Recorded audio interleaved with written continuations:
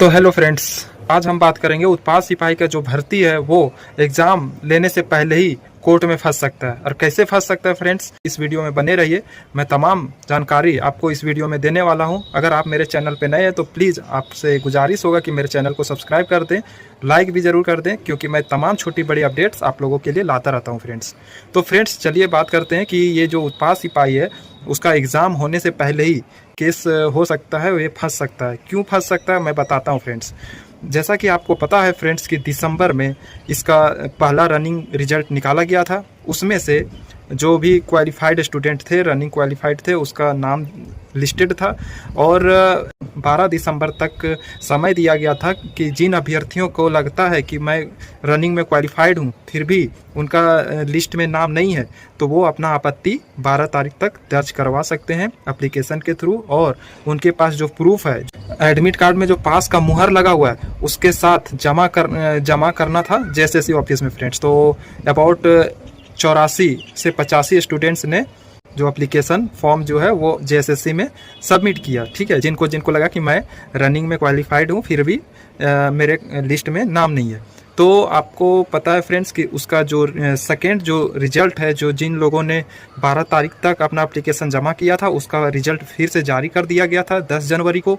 उसमें 10 जनवरी में जो 84 स्टूडेंट्स थे उसमें से मात्र 12 स्टूडेंट्स का ही क्वालिफाइड था फ्रेंड्स, और बाकी लोगों को रिजेक्ट कर दिया गया था। ठीक है, तो उसमें जो 12 क्वालिफाइड जो था ठीक है, बाकी जो रिजेक्ट कर दिया गया था उसमें से कई अभ्यर्थी जो हैं वो ये दावा कर रहे हैं कि मैं पास हूँ फिर भी ये सो मेरा सेकेंड रिजल्ट में भी मेरा नाम नहीं दिया गया है।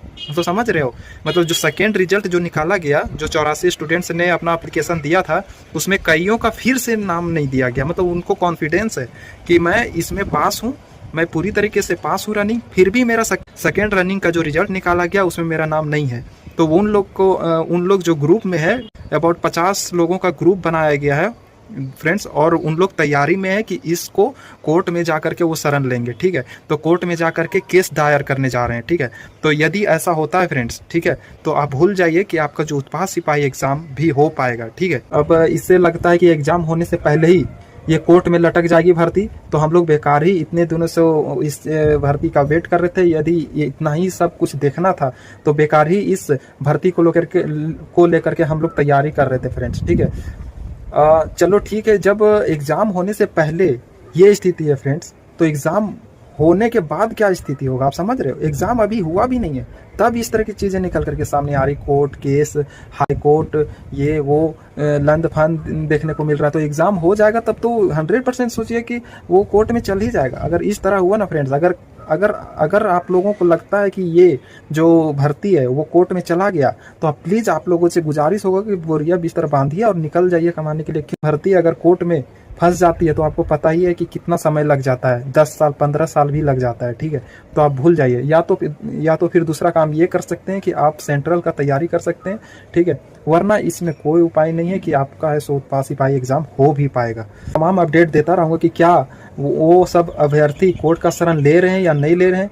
ठीक है, अगर ले रहे हैं तो फिर मैं वो भी अपडेट दूंगा फ्रेंड्स, क्योंकि उन लोगों का मेरे साथ कांटेक्ट है। क्योंकि उन लोगों का कहना है कि मैं पूरी तरह से कॉन्फिडेंस हूँ कि मैं इस दौड़ में क्वालिफाइड हूँ, लेकिन फिर भी मेरा नाम नहीं दिया जा रहा। उनका एडमिट कार्ड में जो क्वालिफाइड का मुहर लगा हुआ है फिर भी उनको पास नहीं किया गया फ्रेंड्स। तो यदि सही में अगर वो क्वालिफाइड है और उसका रिजल्ट में नाम नहीं दिया गया उन लोगों का, तो ये सरासर उन लोगों के साथ अन्याय है, ये नहीं होना चाहिए। तो सरकार का कहीं ना कहीं हम लोग को तो शुरू से रवैया पता है कि वो इस तरह का परेशानी और चीज़ें करती आई है, लेकिन ये सब छोटी छोटी चीज़ों में भी करेगी तो फिर आखिर स्टूडेंट्स जाएगा कहाँ फ्रेंड्स। ठीक है, वो लोग हैं सो आप ही लोग के भरोसे रहता है, वो सोच रहा है कि अब होगा एग्ज़ाम, होगा एग्ज़ाम। अब समझ में आता है कि अरे यार, सबसे पहले तो जनवरी का बोला गया था कि जनवरी में एग्ज़ाम हो जाएगा, किसी भी हालत में जनवरी में एग्ज़ाम हो जाएगा, लेकिन उसको एक्सटेंड करके जो है कि आपका फरवरी बताया गया। न्यूज़पेपर में काफ़ी वायरल हुआ था कि फरवरी में इसका एग्ज़ाम हो जाएगा, लेकिन